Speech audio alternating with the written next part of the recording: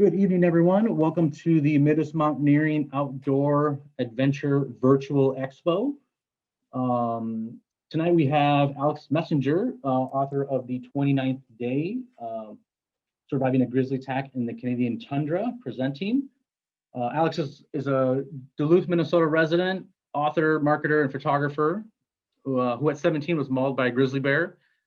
In the decade after, he's worked as a wilderness guide, marketing specialist, photographer, and volunteer search and rescue operator. His love of adventure, nature, and cultures has taken him all over the globe, but the North Woods and canoe country have always been among his favorite subjects. His work has appeared in the New York Times, Men's Journal, National Parks Magazines, Outside Outline, and Backpacker.com. You can find him on Instagram, Twitter, and Facebook at Messenger Photo. And you can connect with him on his website, alexmessenger.com. Without further ado, here's Alex. Thanks, Adon. Thanks, everyone, for being here. It's really fun to be back at the Outdoor Adventure Expo in a slightly different format than we're used to, but I suppose we're all kind of getting used to it at this point. Yeah, I wanted to get together with you guys and talk to you a little bit about this experience that I had when I was 17 up in northern Canada on a canoe trip when I was mauled by a grizzly bear. The book that I wrote about it is The 29th Day. You can see that on the tile there. It was released 1 year ago in November of 2019, and it was just released within the last couple weeks on paperback as well, which is really exciting. So we're going to dive into it a lot right now, but if you want to get into the details, I'd encourage you to pick up a copy of the book. It's available in a lot of different formats, audiobook as well. So as Adon mentioned, you can find me online at a messenger photo, Instagram, Twitter, Facebook, and then my website, alexmessenger.com. If you want to reach out to me, you can find a contact us form there. I also sell copies of the book there, or you can visit your favorite retailer and give them some love during this challenging time too. So I always like to start these by kind of getting everybody on the same page here. So I want to read the prologue to my book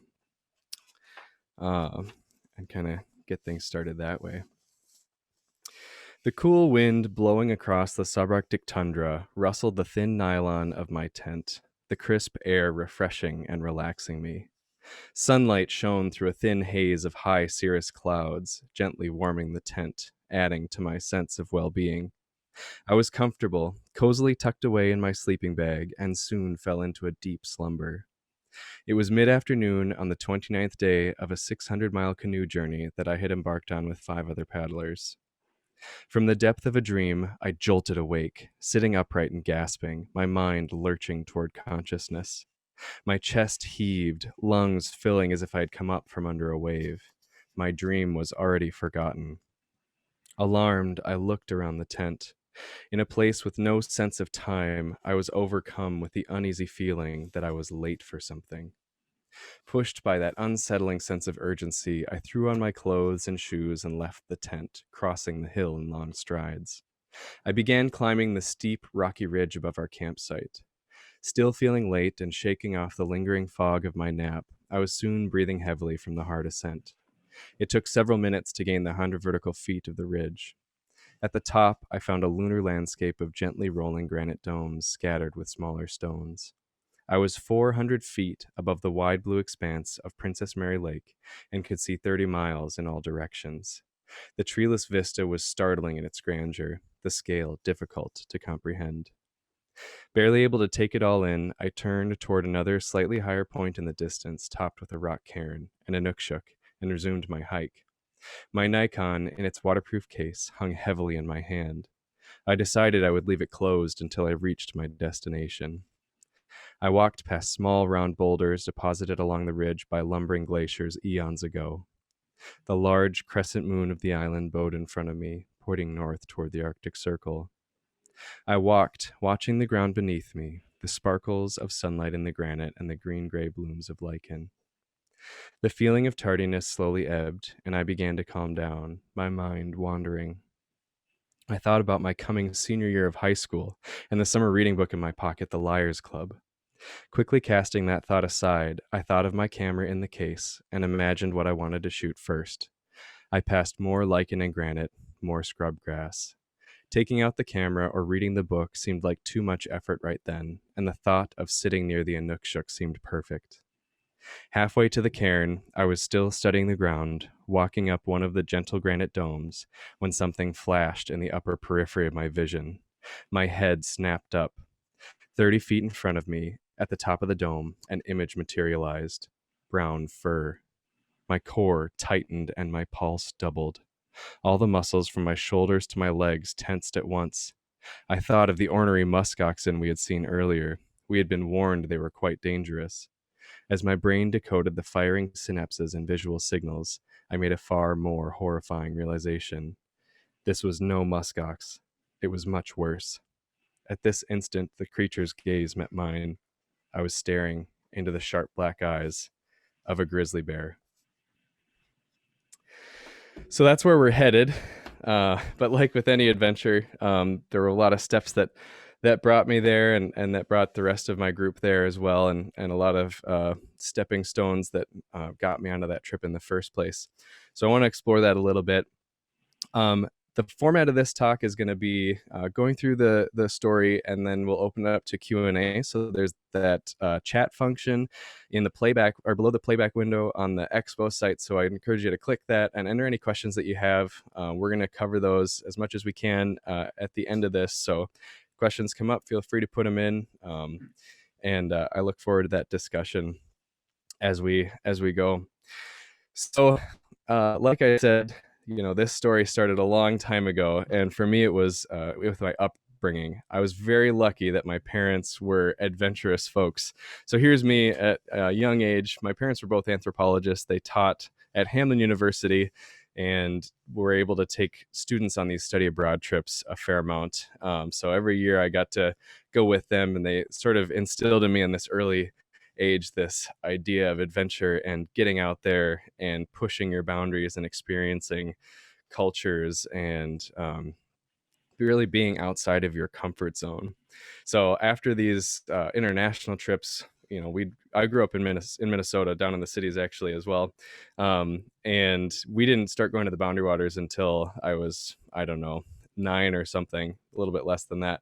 But we started going to the Boundary Waters, and that was just an amazing experience for us. I'm sure a lot of you have had the pleasure of going to the Boundary Waters, but if you haven't, definitely need to put that on your list and go visit. It's just such a cool way to experience the wilderness, and it's such a wonderful resource that we have here.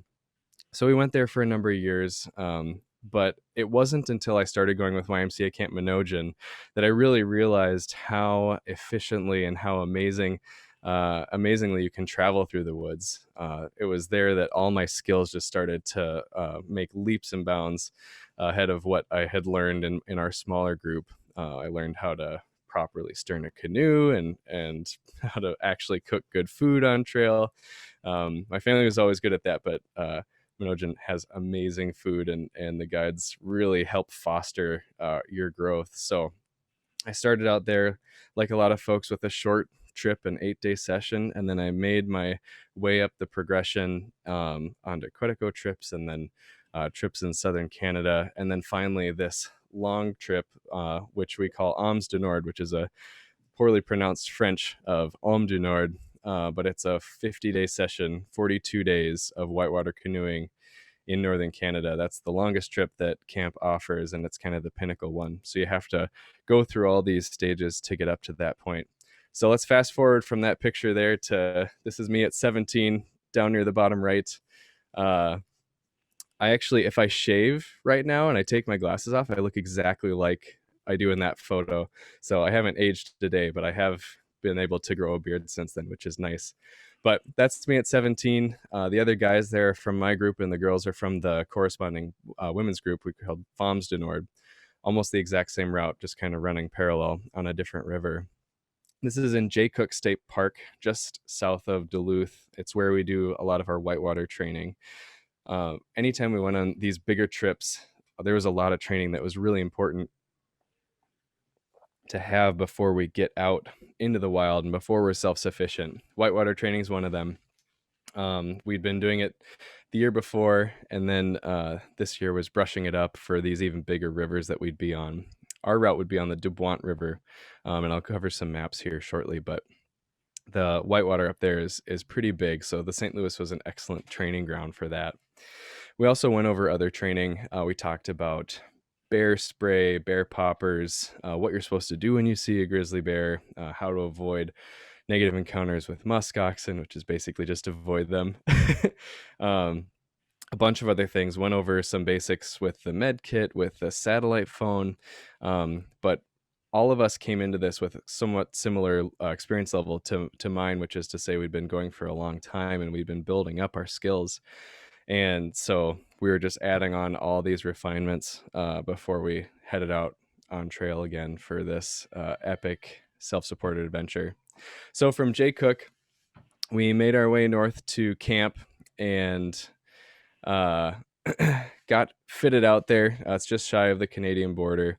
From there, we drove to the end of the road in Manitoba and flew out from a tiny town called Lynn Lake on a twin otter float plane to the southeast corner of the Northwest Territories, where we would start our trip.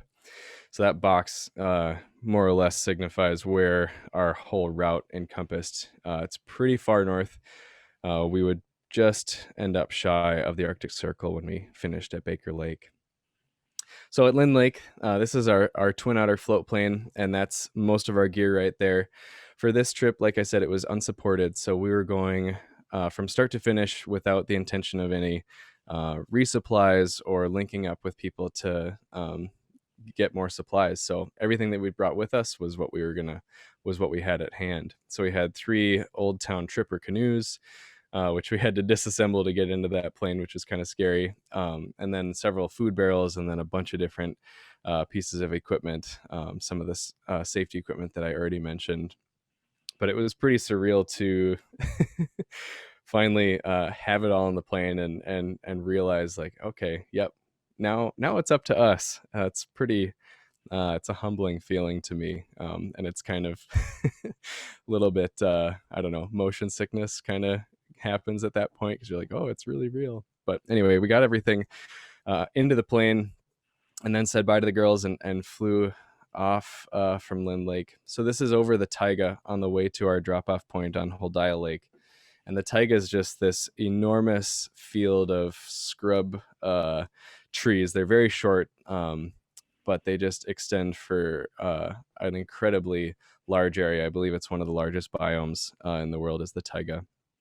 And that whole flight, a couple hours, we didn't see any roads, people, or anything else. So the sense of isolation just in that first little bit was pretty amazing.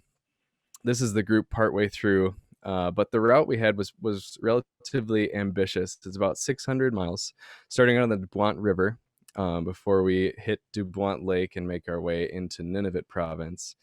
North of Dubuant Lake, we'd be traversing over to a couple different river systems. So we'd be on the Dubuant River, the Kunwak River, and the Kazan River. And then finally, we would end the trip at Baker Lake, which is this small Inuit town up there that I believe in 2005, when this trip was, when we went on this trip, I think the population was around 2,000 or so. It's grown since then, but it's a very small community, and it's very remote. I think they get one or two ocean-going ships per year that come in through Chesterfield Inlet to get them whatever supplies they need. And at the top of the window there, you can see the Arctic Circle. So we're just shy of it.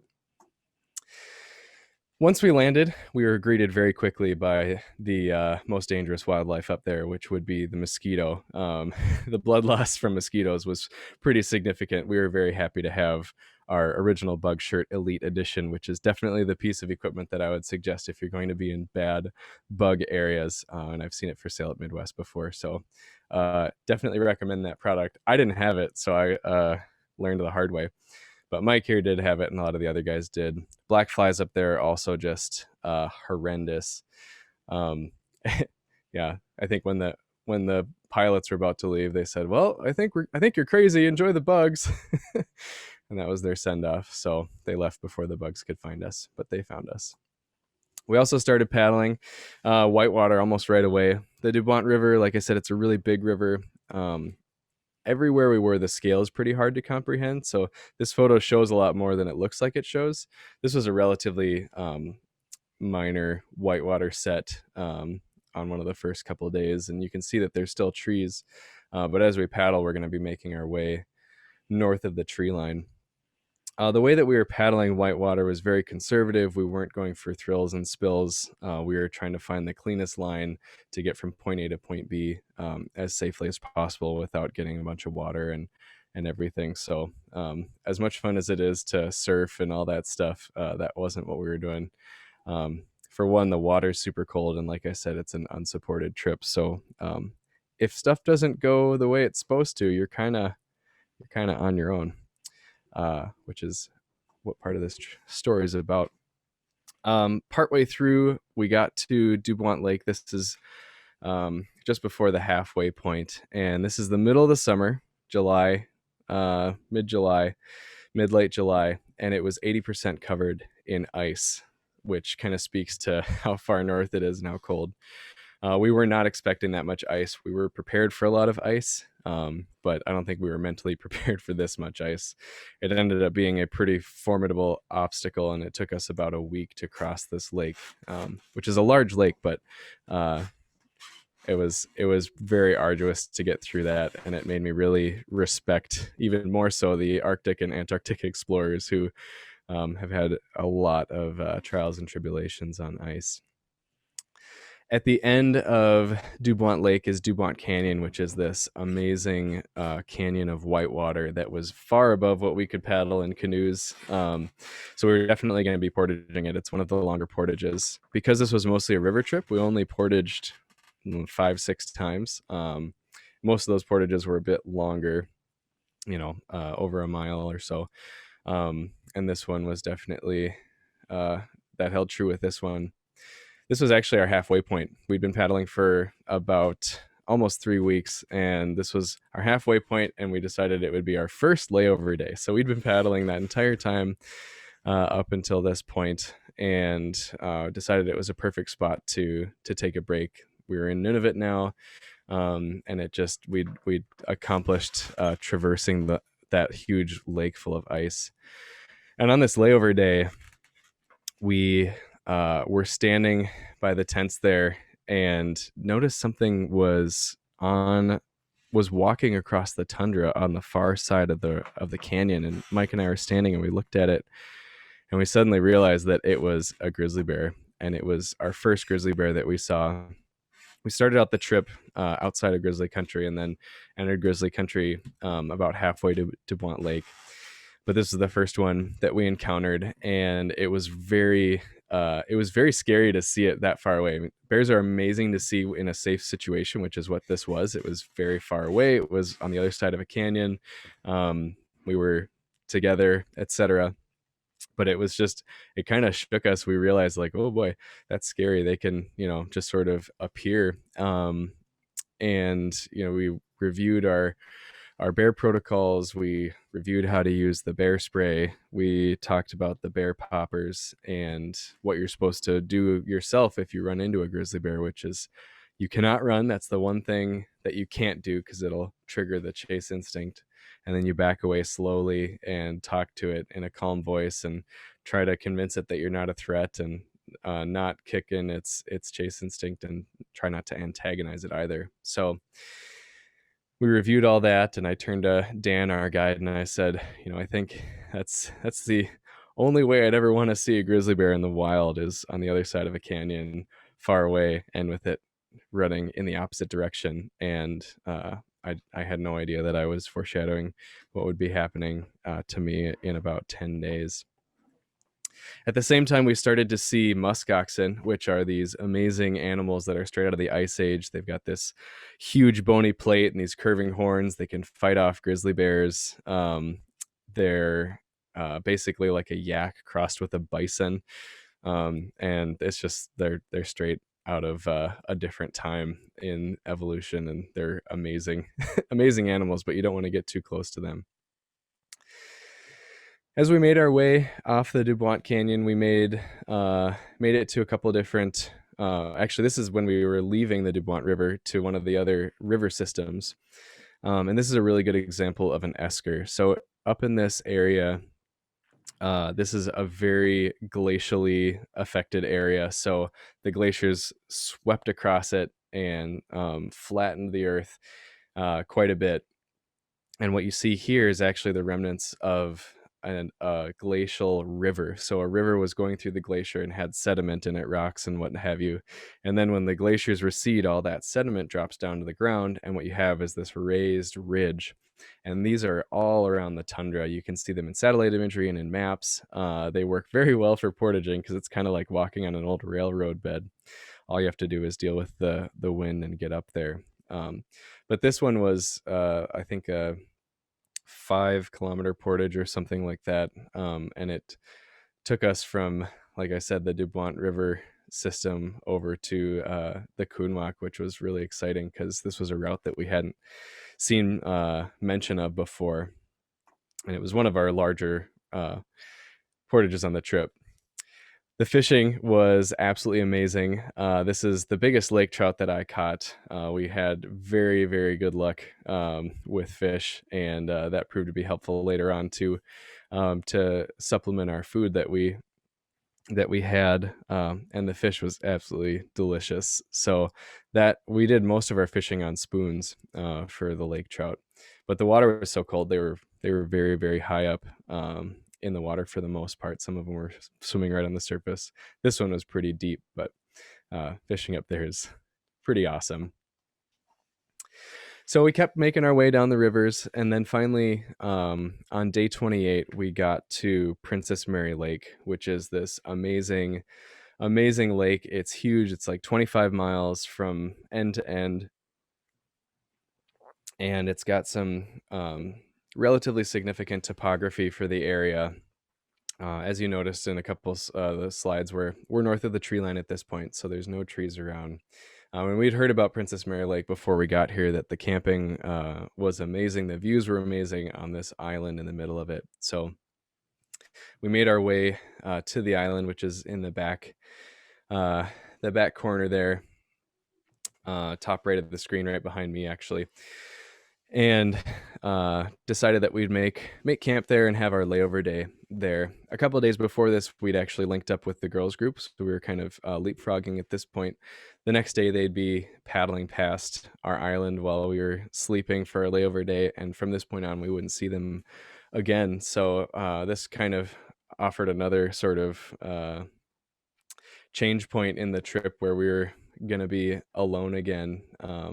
And so we paddled into the island kind of in a state of reflection and sort of transition to the next stage of the trip.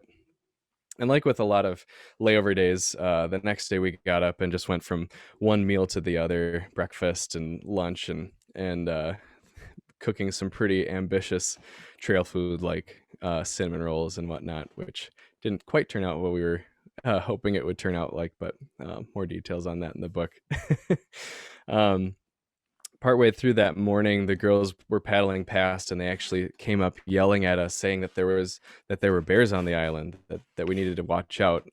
We talked to them about what they were seeing, and they hadn't really seen much wildlife on their trip, and they were actually describing musk oxen, which were around the point. So we thanked them for warning us, but put on our alerts for musk oxen and kept kind of going about our business. Later that day during the layover, the rest of the group decided to go up to this ridge, which was up this very steep escarpment here, which was crumbly and chossy and relatively high. And I decided I didn't want to go with them. I was too tired. So I said, go on, I'm going to take a nap and I'll join you guys later. So I took a nap and I ended up oversleeping. And as you heard in the prologue, we're kind of catching up there. I woke up just with a start and this sudden realization or feeling that I was late for something and had to go as quickly as I could.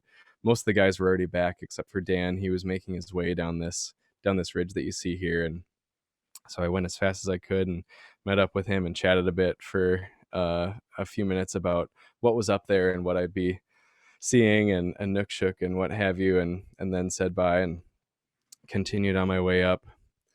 At the top, it flattened out to this rolling lunar landscape that you see here, and it's just empty. And as you can see, the views from up here are just amazing. I mean, you can see several lakes distant on the horizon there, and that was the case in every single direction.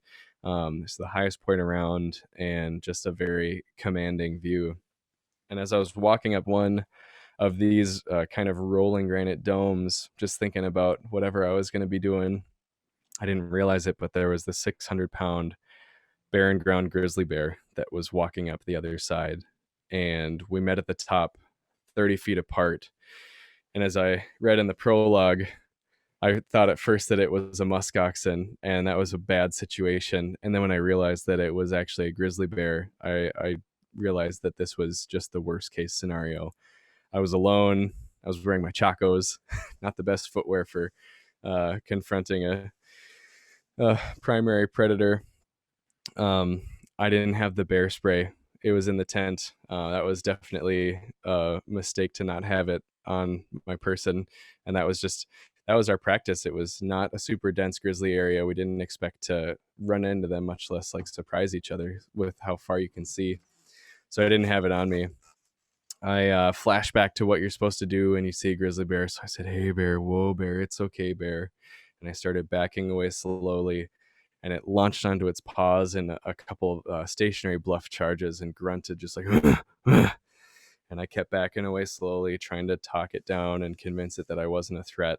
But the bear couldn't understand me, and it basically faded from stationary bluffs to a full speed charge. And I faded from "Hey, bear, whoa, bear" to yelling obscenities and help, and just trying to get the attention of the guys. But I was too far away from them. The wind was blowing in the wrong direction. So all of the noises that I made, all the noises that the bear made, none of the guys heard that at all. So it was really just me and this grizzly bear. When it was 5 or 10 feet from me, I had my Pelican case with a camera in it in my hand, and it's just, it was totally on instinct. It's the only time I'll throw my camera, and it's the only time I throw mine hit something it was supposed to, because I was a terrible shot. But I just reflexively threw it underhand at the bear as it's charging at me, and I can feel the ground shaking, and that Pelican case tumbled towards it and hit it on the nose hard enough to turn its head all the way to the side. So for a couple of its steps, it actually couldn't see where I was, and I was able to jump out of the way and dodge it on that first pass, bullfighting style. As soon as it realized that it had missed me, it came at me again with just more agility and more speed than I ever thought an animal of that size or any size was capable of. It was just instantaneous, coming at me again, growling and super noisy and really smelly, and came at me again, and I jumped out of the way again at the last second. And I was able to do that another couple times where it didn't hit me that hard, and it wasn't actually able to bite me yet. But every time we got closer and closer and closer. And so the next time it came at me, it bit at my leg, and I pulled my leg out of the way at the last second, and the jaws just snapped shut right next to my thigh, but missed. But at that same moment, it has its paw up, and it slammed me across the face. And I saw it right before it hit my cheek, and then it was just this immense amount of force. It was like a piece of wood wrapped in leather on a hydraulic arm, just like swinging across. My head provided no resistance to it whatsoever. It's what the grizzly bear used to take down caribou and muskox and big mammals, and it'll stun them, knock them out, break their neck, or kill them. And with humans, it'll do any combination of those, and sometimes it'll just peel the skin straight off of people's faces. So it's a huge amount of force. And my head whipped to the side, and I went flying to the side. And that's when I realized that there was really nothing physically that I could do against this bear. It was just this completely mismatched fight, this 600-pound grizzly bear against this 150-pound 17-year-old boy. So as I'm flying sideways, it caught me with that same paw, threw me hard onto the ground on my tailbone. And at that same instant, its head was right at the top of my leg. And I saw it bite me, and I felt its teeth go in both sides of my thigh. And people were like, "So the adrenaline rush take care of the pain?" And it did not. I felt this terrible tearing, and then I blacked out. Basically, it hit my kill switch. It was a vasovagal response, and it was my body just shutting down to essentially protect itself, and I lost consciousness. So I'd been so sure that I was about to die. It was just this awful, awful experience. And then for the lights to go out, it was kind of like, well, that's it. So the next instant I remember, I was struggling to figure out which way was up and where I was and what was going on. And I finally caught this horizon that you see off kilter in my vision, and then was able to turn it back and realize that I was still where this attack had happened. And I was still trying to get my bearings. I knew that I was on the ground. I was on all fours, and I was scanning the horizon. And then I saw that this grizzly bear was still there. It was running away at a trot, but it was staring at me the entire time. And so I had played dead very effectively when I lost consciousness. And now with my moving, there was a chance that I could cause the bear to come back to finish the job that it had thought that it had completed when I played dead, which is to eliminate the threat. So at this point, I played dead consciously, and I averted my eyes so that I could just still barely see it over in the periphery of my vision as it went back over the ridge. And just waiting for it to leave was one of the hardest things I've ever done, because, again, all you want to do is leave and get out of that situation. But that's the only thing I couldn't do. I just had to wait. And then once it went back over the ridge far enough that if I stood up completely, it wouldn't be able to see me, I got up. I checked my leg because I knew that it was very injured. At this point, my adrenaline was masking whatever was going on down there, which was really lucky. But I felt my leg, and it was wet. I was like, "Oh my God, if that's blood, I'm really screwed." And I lifted my hand and I looked at it, and it wasn't blood. It was bear saliva, all stringy between my fingers.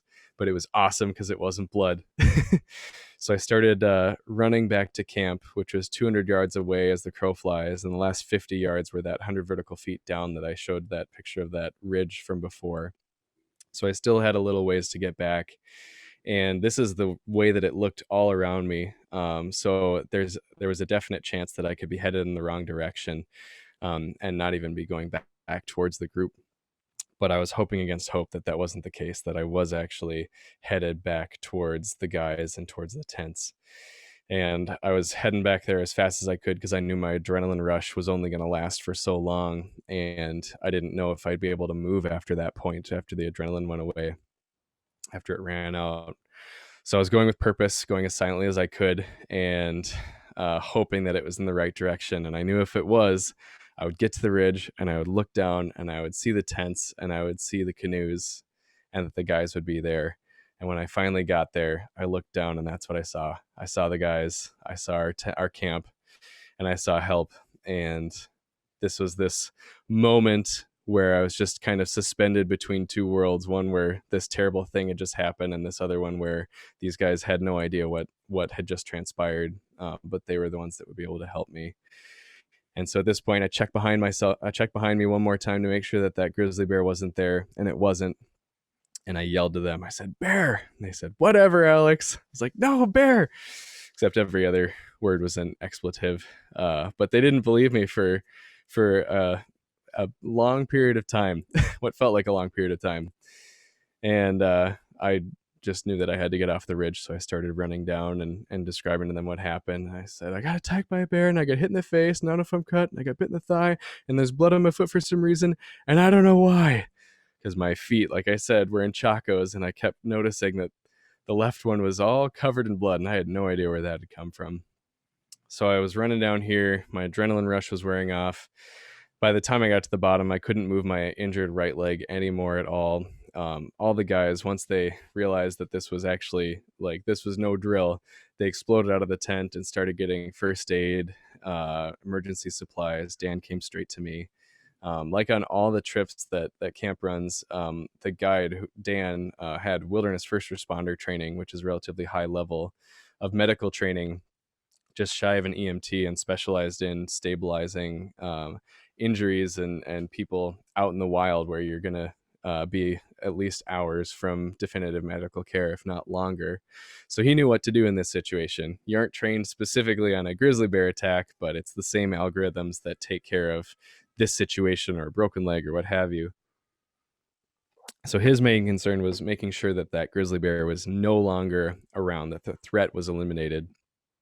So he established that and then started going through all of my ABCs and then head to toe exam to figure out what my injuries were.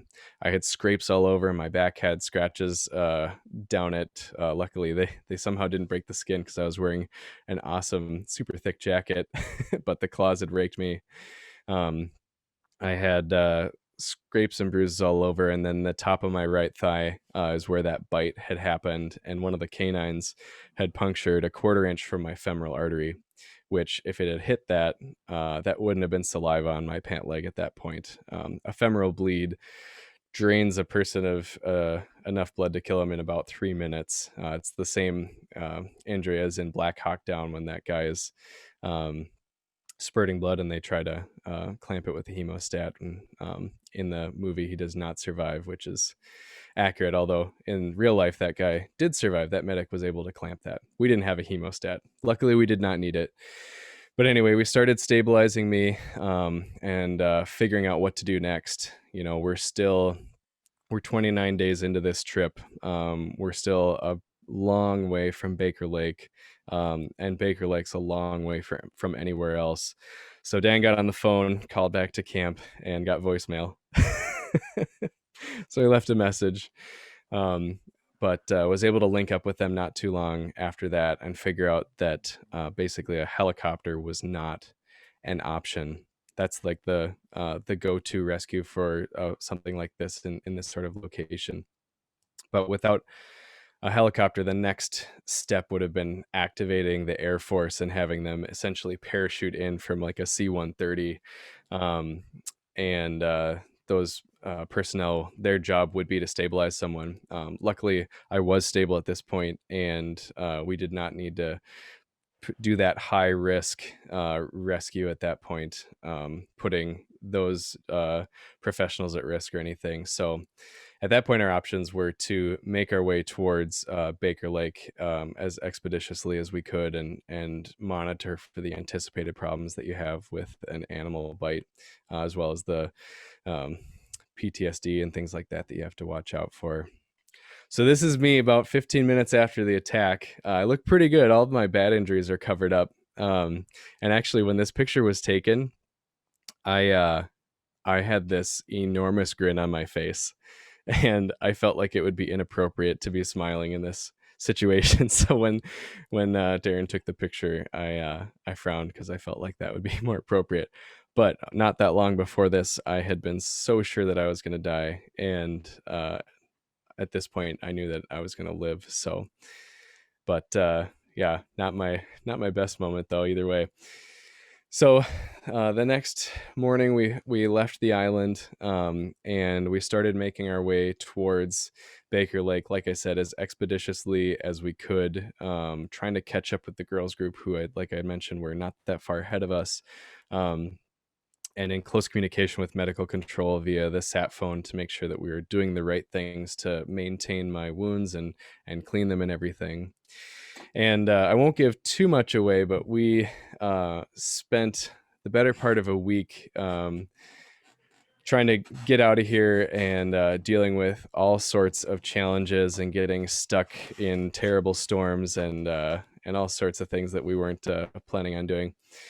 But during this time, we also had some moments of magic too, like watching this herd of caribou in the caribou migration make their way across the tundra here, which was just this weird dichotomy of like amazing things and then amazingly terrifying things happening kind of back and forth at the same time. So eventually, we were in an area where a helicopter could get to us. A helicopter was available to come get me, and the requirements for treating my wound were beyond got beyond what we were able to take care of with the tools that we had with us. So this group photo is right before I went out by helicopter with Mike.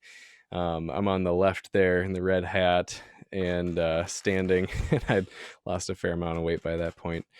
But that's our last group photo. And then the helicopter came, which was just incredibly surreal. We were so close to the end, and then all this stuff lined up, and there's a ride bringing us out to end this trip of a lifetime, which was sad and surreal, but obviously pretty necessary. And getting in that helicopter and lifting off the Tundra was again just a very surreal moment, to be suddenly off the ground after being under your own power for so long, and to be splitting the group up as well. These 4 guys were left to paddle the rest of the way to the end of the trip, which, splitting up a group is always really challenging, and this definitely held true here. So from there, I flew to Baker Lake and spent some time there getting a bunch of antibiotics. Eventually made way down to Winnipeg and hospital hopped home. The rest of the guys made it the rest of the way on there to Baker Lake on the trip without major incident. And same with the FOMs. And so everybody was able to reunite back at the airport when they flew down from Baker Lake, which was really a really important moment for all of us to come back together. The wound took about 2 months to finally heal, and then I had some lingering range of motion issues for about a year before going to PT and getting my range of motion back, and spent the next couple years kind of rehabbing my comfort in the woods, which was the hardest thing for me, because after an incident like this, it's hard to get back on the horse, so to speak. And so I knew that could be the case. And so I was very intentional about setting up these opportunities for me to get back into the woods and to get comfortable, and was able to do that pretty successfully, and finally went back and worked at Minojan a number of years later, which was really exciting, in camp, and then as a trail guide, bringing kids on these amazing transformational experiences. And then after that, take those skills and apply them with the St. Louis County Rescue Squad up in northern Minnesota here, helping people out in a jam, not too different from the type of situation that I was in, which is incredibly rewarding, and just a very cool opportunity to be able to help people when they need help. So that brings us to the conclusion of the formal talk here. So at this point, Adon's been watching the chat, and so I'd like to open it up to questions. Hopefully you've been entering them as we go. If you haven't, please go ahead and type your questions into the chat on the Midwest playback window, and we'll hopefully have time to get to all of them. Hey, Alex, can you hear me? I can, yes. Awesome. Oh, I think now the viewers will now be able to hear me. I had a question, and actually someone had asked earlier if anyone caught the name of the mosquito head net. That was the original bug shirt, correct? That's the original bug shirt Elite Edition. Elite. Got it. I don't know what the difference is between that and the other ones, but yeah, I'm not sure either, and I'm a little embarrassed not knowing because I work here at Midwest Mountaineering, but we do stock them here. They're fantastic. Yes. I generally hear people getting them so they can eat inside the jacket. That's one of the awesome things. Yeah, so you're really kind of a self-contained unit. Yeah. One question I had personally was if there was any sort of change to either in communication or safety after this trip or future trips that happened, even a month later or years later. I'm wondering about that because you're so remote and you're out there on your own. At least in this case, it was youth led, sort of mostly, right? It seemed that way.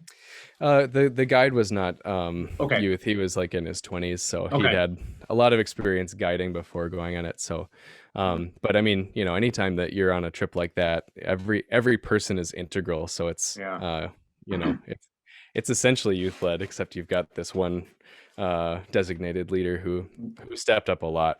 Yeah. His reaction was just exactly what he'd been trained to do, which in hindsight now, I have gone through a lot of that same training, and I'm always impressed thinking through what Dan did, and the fact that he was able to put all that stuff into practice.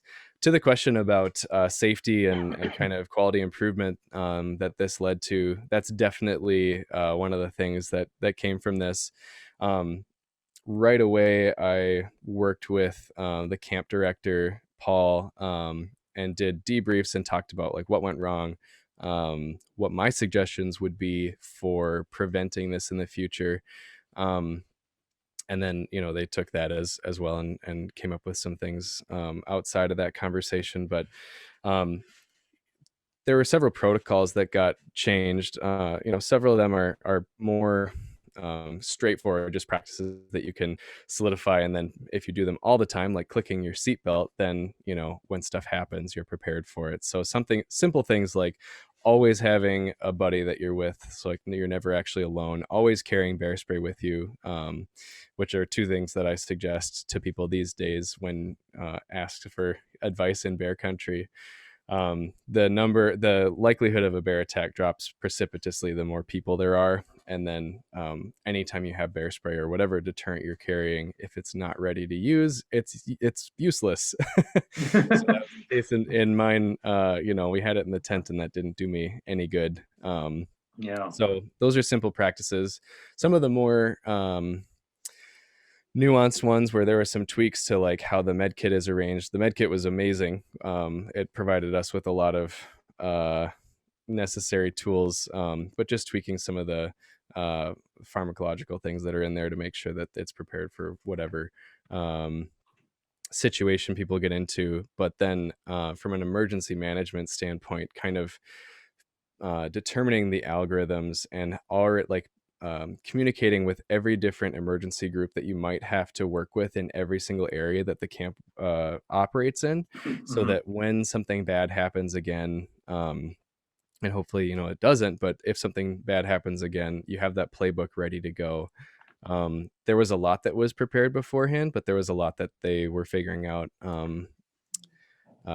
sort of on the fly in Yeah. an incident I'm management team there. So I'm curious if how recently prior to your incident had they had something of this nature, either bear attack or just self-sustained injury, where those protocols had not really been needed to be revisited because they had been written and there was a practice. And then obviously with every yeah. sort of instance, you hopefully take a moment to pause and kind of look and see, is what we have in place for a plan going to work moving forward, Right. given this situation? Yeah, and I mean, I think that's important for any organization that works in an environment of risk. You can't go out into the woods without assuming some sort of risk. It's all risk management. And prior to this, camp had operated in areas that ended at routes that ended in Hudson Bay. So those areas were actually in polar bear country, and polar bears are a different animal, of course, but they're the way that they act is significantly different. They'll stalk people, they'll follow them, and they're you have to interact with them a little bit differently. But they had a couple near misses or situations that they didn't want to repeat, so they actually made the decision to not operate in that area anymore to avoid the risk from polar bears. Unfortunately, what happened in my case happened not too long after that. So, Yeah. you do your best, and then like you said, the most important thing, or one of the most important things, is to take every situation and to learn from it and to implement changes so that it doesn't happen. And there's several conferences that leadership from that camp and a lot of other camps go to, where they talk about risk management, and they do these case studies with all these different things that have happened in the history of human exploration, to try to learn from that and make sure that it's everything's being conducted as safely as it can be for people in the future. Nice. A couple more questions here. Not necessarily in the correct order as they come up in, but did everyone have bear spray? We had an assigned can per person, or was it sort of one can per two? it was more like the latter. I don't remember exactly. I think it was one can per three, or maybe there were three cans. I can't remember exactly. Right on. But yeah, it wasn't that each person was issued a can. I mean, that's the way I go now, is I have a can per person. But I know that there's a lot of places where they have one can per group. And that would be like the minimum. If you're always with a group and there's always a can of bear spray that's always accessible with that group, then you have the opportunity to stop a bear encounter if it happens. Because otherwise you're just, you're like, what do I do? What do I do? Right. Hey, bear. And they don't always listen. Right. Would you consider carrying a firearm if doing the same trip, having been through an attack? I would, yes, I would consider carrying a firearm. A firearm is significantly harder to use in this situation. So anyone who wants to carry a firearm for protection against wildlife or bears needs to put a lot of practice into basically engaging a target that's moving super fast when your adrenaline's going absolutely crazy. So you need to have a lot of experience to be able to properly deploy that. So I personally don't carry a firearm. And if they're deployed properly, they can be effective. Bear spray is nice because it's incredibly easy to use. And I like to say that, if bear spray is going to be effective, then, it kind of avoids the very negative outcome for the bear that a firearm would have. So, yeah. It's kind of up to the user though, but if people do carry firearms, definitely make sure that you're putting in the practice to be able to use it the way that you want to be able to use it. Yeah. There's a few more questions here. Yeah. Would you suggest a guide or someone at base camp to understand basic NIMS protocol / workings? That's NIMS, National Incident Management Systems. Yes. I mean, I think that would probably be helpful from the perspective of interfacing with more governmental organizations which use NIMS. I think the concepts behind NIMS are helpful, where you have these designated leadership and communication channels. I think, for organizational leadership and awareness level would probably be sufficient for NIMS. It's also pretty easy to take a couple of courses, so why not? Yes, definitely. Why was the helicopter not able to evacuate you from the location of the injury?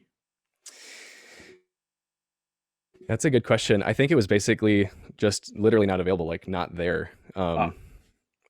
I don't actually know. I dug into that and was like, so it wasn't available. I mean, they can fly really far, right? Yeah. But yeah, I mean, they obviously explored that at the time, and then like I said, in following up after the fact, it was it wasn't something that they could deploy at that point. So yeah. You mentioned following up after the fact. I'm curious of sort of the time, the space between the incident and following up. I'm just out of curiosity, like what was that like, or how much time was there? Yeah, there was a lot that I did right away.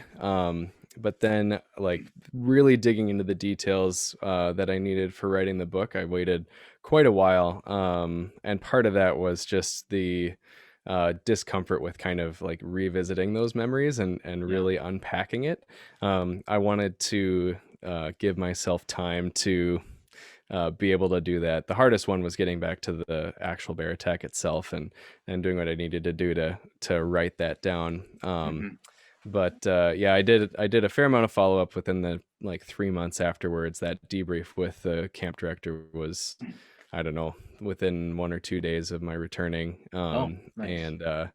And so very, very fresh, and I kept a journal and everything. So, I had a lot of things written down from my own memory. But yeah, I was really fortunate that even though I put off really digging into all the details for a while, my relationship with camp continued for a long time. So when I was ready to do that, I was still able to talk with people about it. So that was That's really great. That's helpful. a great segue into the next question here.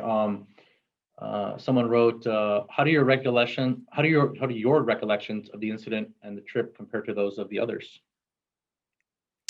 Yeah, pretty well. I think one of the most, uh, I don't know, not vindicating, but positive responses that I've gotten was from the other guys on the trip, who said like that's exactly how I remember it. That's exactly what it was like. Yeah, So I've always wanted it to be very accurate, and so that was a good indication that that was successful. nice. Yeah. Um, here's a comment, and you, given your experience not only with the attack but then the search and rescue work you do as well. Someone comments, any suggestions to help prevent PTSD from time of the accident to evacuation? And they say that they're an ex-EMT or year-round camper. What are your thoughts on that? Yeah. So, I mean, it's challenging. There's and each person's a little bit different. I guess what I'll offer is one of the practices that we do with the rescue squad, which is I'm forgetting the acronym. Uh, yeah, it might come to me. But essentially, when we have it's critical incident stress debriefing, CISD. So when we have a critical incident that someone identifies as likely to cause potentially cause PTSD or linger with people, we'll call a CISD meeting, and we work with professionals who mental health professionals who come together, and they're trained with how to um, help our group kind of unpack the experience. So what you don't want is you don't want to just bury things and have them come back and just kind of replay willy-nilly on their own. So what CISD works to do is it brings the group together that stress happened with, and they unpack what happened. They talk about it, and they shine a light on it. And uh, what you're dealing with in this critical incident is something that your brain is really struggling with how to process it. So your brain is like, I don't know what to do with this. And that's what CISD aims to overcome, is like figuring out how to process it, providing a safe space where you can aim to figure it out a bit more and to package it, and then put it in a safer place, so that it doesn't just come and replay back on its own. So I've done that a few times with the rescue squad. I think it's been helpful. And then, writing the book and exploring this story with the bear attack was in a lot of ways pretty similar to that, where I'm kind of unpacking it and working to figure it out as much as I can. And that's been helpful for me. So that's kind Great, of, thank you for sharing yeah. that. Here's a comment. I recall reading that you made peace with the bear down the road. Can you share more about that? I made peace with the bear down the road. Yeah, I guess I'm trying to think if there's a specific instance. I've come to appreciate that the bear. I don't have any ill feelings for the bear. This bear was doing exactly what bears are supposed to do, and reacted very naturally. It didn't have like malicious intent, um, and I think that that's been really helpful for me, is not feeling malice toward it, and yeah, just I'm glad they actually flew over the island to try to find it afterwards, and if it had reacted negatively to the people going to find it, they probably would have destroyed it as a problem bear. And I'm really glad that that didn't happen, because it shouldn't have been destroyed for this incident. Like I said, it was just acting like a bear, and I'm happy that it was able to continue wandering and having a bear's life in the tundra there. So Yeah, and probably one of the most remote places on the world. yeah, exactly. Yeah. Yeah, it's got a Um, hard life already. yeah, no kidding. Another question that just came in here. Do you speak at any medical conferences or have you? I haven't yet, but I've thought it'd be kind of fun to do kind of like case studies on it. Yeah, But no, I haven't done it to this point. that's a great question. Um, I loved it was looking at not only hearing the story before you've presented this at the recent Outdoor Adventure Expo in person when we could do that. Yeah. Um, I wasn't able to stay for most of it, but this opportunity, I listened to the whole thing and watched the whole thing. I love seeing all the old film photos, analog photography, and just really kind of adds a different layer to it. And it's you can tell that there's the story from my perspective really just timeless. Thank you. I appreciate that. Yeah, and the photos I think really just help kind of place it in a time in a place that's Yeah. unique, obviously, to you and your fellow teammates on that journey. But it's a really timeless Yeah. story. So thank you for sharing that. Thank you. Yeah, and actually the photos, they look very film-like, but they're actually digital. They're from Really? one of the earlier digital SLRs, and it used a different technology that renders colors much more film-like, Mm. and it's very grainy, so it definitely has a film feel. Oh So well, it fooled me. yeah, but I mean, Fooled it me. is 2005, so I mean, film was. I was either bringing a digital one or a film one. It was definitely Yes. more like, which one should I bring? Yeah, yeah. Um, any sort of plans or thoughts of maybe like revisiting the area at some point in your life? I'd really like to. Getting there is very challenging. It's so remote. If I were to just go back there, I would probably have to charter some flights and stuff from Baker Mhm. Lake to get to the island. But I think it'd be really fun to do that. But we'll see. Yeah, A lot yeah. of stuff has to line up. So Maybe on like some sort of 29th year anniversary or yeah, something, exactly. playing off Yep. the title or something. Yeah, we're on year Um, 15, so little time. looks like someone popped in another question here. We got time Yeah. for another, probably just a few more. Um, I'm not sure if this is correct, but I'll read the question as it was written. Do you still advocate talking down the bear if in close contact?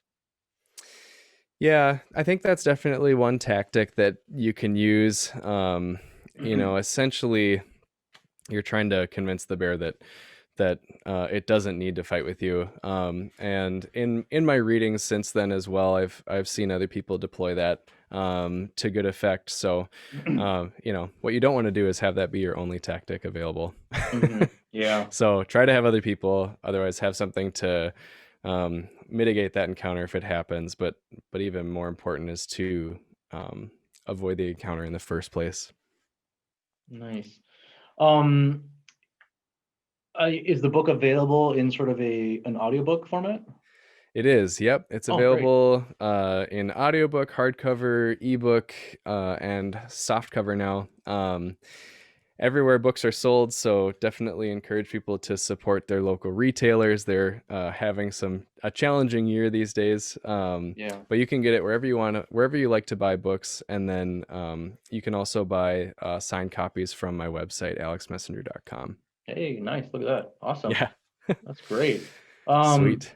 yeah. Well, if it ever works out, I would love to invite you into the shop and possibly do some sort of safe social distance meet and greet if that even still is a thing. I don't know what's coming down the pipeline here in the next year or so, but um, uh, Yeah, it'd well, be it looks like fun. I mean, it'd I be a miss great it'd be those a great idea. in-person I think things.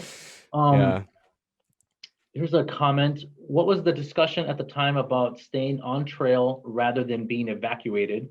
The issue of the helicopter notwithstanding. Yeah, so um I mean, anytime you're dealing with a situation like that, you're looking at all the different problems, anticipated problems, and then how you would approach each of them.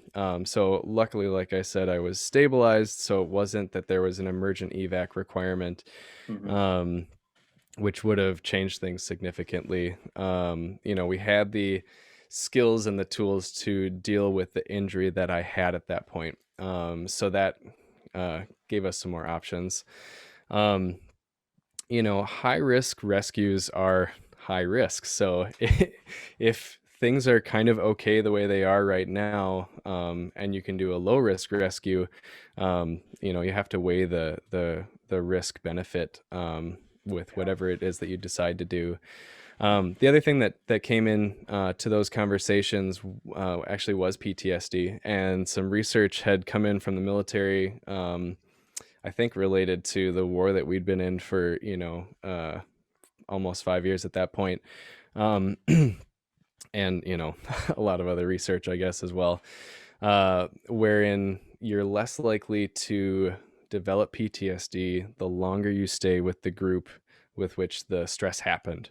Wow. Which is to say, yeah, so if you stay, like, the way that I like to think about it is that group is probably going to understand what you went through better than anyone else.